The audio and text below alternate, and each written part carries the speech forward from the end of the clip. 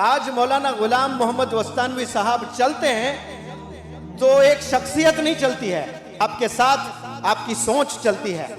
آپ جب ایک قدم آگے بڑھاتے ہیں تو بڑھتے قدم کے ساتھ آپ کا مشن چلتا ہے، آپ کا ویژن چلتا ہے، آپ کا جنون چلتا ہے، آپ کا جوش چلتا ہے، آپ کا جذبہ چلتا ہے۔ یہ جنون، جوش، جذبہ یہ آپ کے سینے میں دفن ہے، اسی لیے 7,000 ماشاءاللہ مساجد بنایا ہے ایک اللہ کے بندے نے، ایک عالم دین نے۔ یہ سرزمین ہندوستان کے پہلے عالم دین ہیں جنہوں نے میڈیکل کالج قائم کیا ہے۔ زندگیاں لگ جاتی ہے، سکول نہیں بنا سکتے لوگ، ایک عالم دین نے میڈیکل کالج قائم کیا ہے۔ 1980 کی بات ہے، یہاں کیا تھا اور کیسا تھا ہوگا، اور ایک چھوٹا سا گاؤں جس کا نام وستان۔ 2 دن قبل میں کسی سے ذکر کر رہا تھا کہ وستان کی کیا پاپولیشن ہے، تو کسی نے مجھے بتایا تھا کہ سر آپ تو موٹیویشنل سپیکر ہے، وستان کبھی جانا ہوا آپ کو مائک کی ضرورت نہیں پڑے گی۔ میں نے پوچھا کہ کیوں بھائی مائک کی کیوں ضرورت نہیں پڑے گی، وہاں 8-10 ہی مکان ہیں، وہ 8-10 مکانوں میں سے ایک ہیرا پیدا ہوتا ہے، اور وہ اس ہیرے کا نام ہے شیخ مولانا غلام محمد وستانوی صاحب۔ ماشاءاللہ پورے ہندوستان میں علماء کا جال بچھا دیا ہے آپ نے، وہاں سے ایک ریولوشن پیدا ہوا ہے۔ کسی نے سوچا بھی نہیں تھا ہوگا کہ ایسے چھوٹے گاؤں سے ایک ہیرا پیدا ہوگا۔ ماشاءاللہ یہ ایسی شخصیت بن گئی ہے۔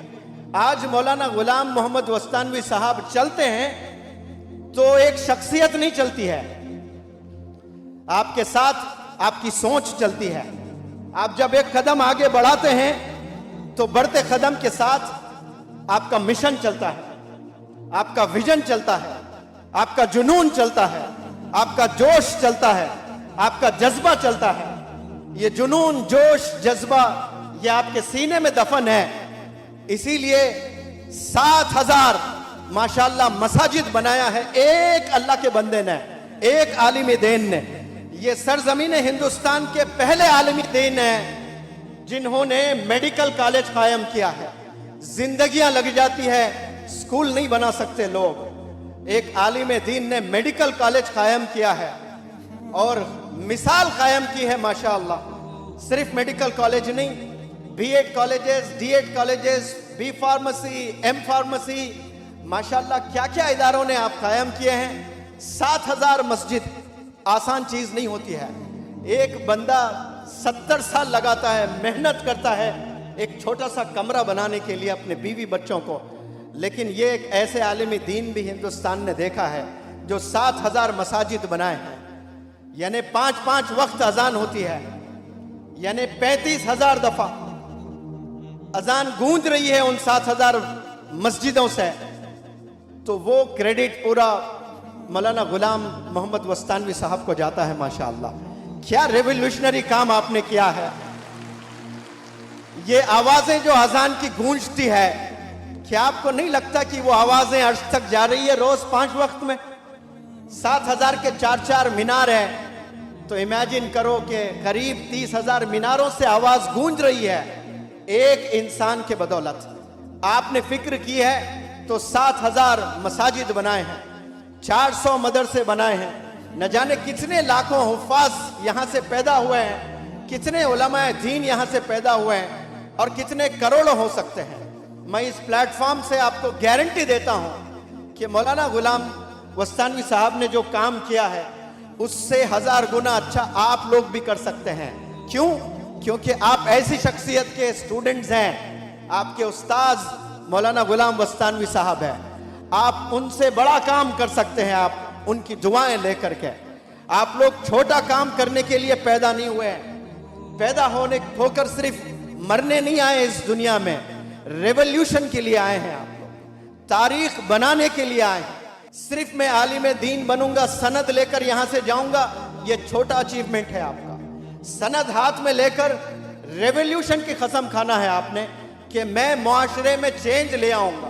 اور یاد رکھیں، چینج دنیا میں لے آنا ہے تو پہلے اپنے گھر میں آپ کو چینج ہونا پڑے گا، خود کو چینج ہونا پڑے گا، گھر والوں کو چینج کرنا پڑے گا، محلے والوں کو چینج کرنا پڑے گا، गांव वालों को चेंज करना पड़ेगा, फिर आप ग्लोबल लीडर बन सकते हैं।